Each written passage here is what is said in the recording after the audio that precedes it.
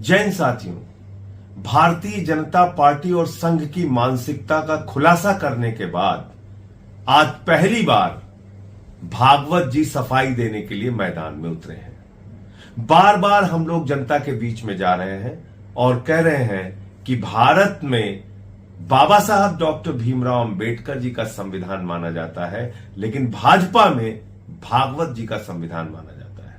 और भागवत जी का संविधान क्या कहता है? भागवत जी का संविधान कहता है देश में आरक्षण खत्म होना चाहिए। अमित शाह जी क्या कहते हैं?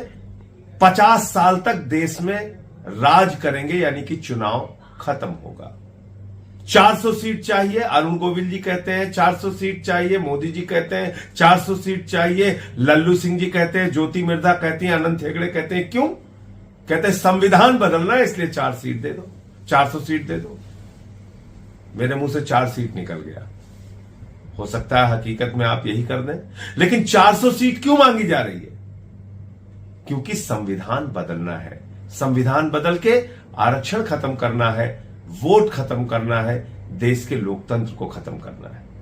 और ये बात मैं कोई ऐसे हवा में नहीं कह रहा हूं, प्रमाण है इसके।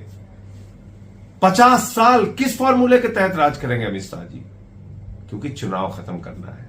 सूरत में चुनाव खत्म कर दिया, चंडीगढ़ में चुनाव में धांधली की, मध्य प्रदेश हो, कर्नाटक हो, उत्तराखंड हो, अरुणाचल हो, देश की कई सरकारों को तोड़ फोड़ करके गिराया। महाराष्ट्र में सरकार तोड़ फोड़ करके गिराया। तो पूरे देश में चुनाव खत्म कर रहे हैं। आरक्षण खत्म करने की बात का प्रमाण आपके सामने 1 मिनट में दूंगा, आप इसको ध्यान से सुनिएगा। आपको मालूम होगा विश्वविद्यालयों में, देश भर के केंद्रीय विश्वविद्यालयों में इन लोगों ने आरक्षण खत्म किया। उत्तर प्रदेश में शिक्षक भर्ती में पिछड़ों का हक मारा इन्होंने। अब मैं आपको दिखाता हूं कि भागवत जी और इनके और नेता क्या सोचते हैं। देखिए आप, ये पहला बयान है। संघ के मुखपत्र ऑर्गेनाइजर और पत्रिका पांचजन्य को दिए एक इंटरव्यू में मोहन भागवत ने कहा कि आरक्षण की मौजूदा व्यवस्था क्या है। लोकतंत्र से कुछ खास उम्मीदें, लेकिन हमें ध्यान रखना चाहिए कि एक समुदाय के हित को पूरा करने में दूसरे समुदाय के हितों को नुकसान न पहुंचे। हमें सबके विकास के लिए सामूहिक दृष्टिकोण रखने की जरूरत है।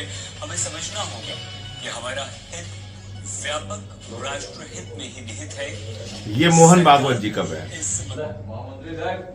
अब मैं जिसमें ये कह रहे हैं कि एक समुदाय के हित को करने के लिए दूसरों के हितों का न मारा जाए, और ये कह रहे हैं व्यापक राष्ट्र हित में ही सब कुछ है, यानी कि आरक्षण व्यवस्था की खिलाफत कर रहे हैं मोहन भागवत जी। उसके संबंध में इनका ये बयान है। इनके दूसरे नेता है मोहन वैद्य, आरएसएस के ये संयुक्त राष्ट्रीय महासचिव हैं। ये क्या कहते हैं? शिक्षा अधिक दी जाए, इस प्रकार प्रयत्न करना चाहिए। इसके आगे आरक्षण देना थोड़ा अलगाववाद बढ़ाने वाली बात है, ऐसा लगता है। ये कह रहे हैं आरक्षण देना अलगाववाद को बढ़ाने की प्रक्रिया होगी। ये मोहन वैद्य जी हैं, संयुक्त महासचिव हैं आरएसएस के। अब खुद मोदी जी क्या कहते हैं? मेरे लिए सबसे बड़ी जाति है गरीब, मेरे लिए सबसे बड़ी जाति है युवा, मेरे लिए सबसे बड़ी जाति है महिलाएं, मेरे लिए सबसे बड़ी जाति है किसान। अब ये मोदी जी कह रहे हैं कि उनके लिए 4 जातियां हैं: किसान, गरीब, युवा, महिला। और इस देश में गरीबों की हालत क्या है? 82 करोड़ लोगों को तो आपने लाइन में खड़ा कर दिया। युवाओं की हालत क्या है? बेरोजगारी के कारण आत्महत्या कर रहे हैं। किसान की हालत क्या है? 750 किसानों ने काले कानून के खिलाफ शहादत दी। उनको आमदनी दोगुना करना तो दूर की बात है, वो आत्महत्या कर रहे हैं। महिलाओं की सुरक्षा की हालत क्या है? आपने देखा पहलवान बेटियों के साथ क्या हुआ हाथरस में। तो ये 4 जो जातियां अपनी बता रहे हैं, इसके लिए तो कुछ करते नहीं। ये दलील वो तब दे रहे थे जब उनसे जाति जनगणना की बात की जाती है, जब उनसे कहा जाता है देश भर में जाति जनगणना कराइए, जिससे गरीबों के, शोषितों के, दलितों के, पिछड़ों के, आदिवासियों के हित के बारे में पता चल सके कि उनकी वास्तविक स्थिति समाज में क्या है।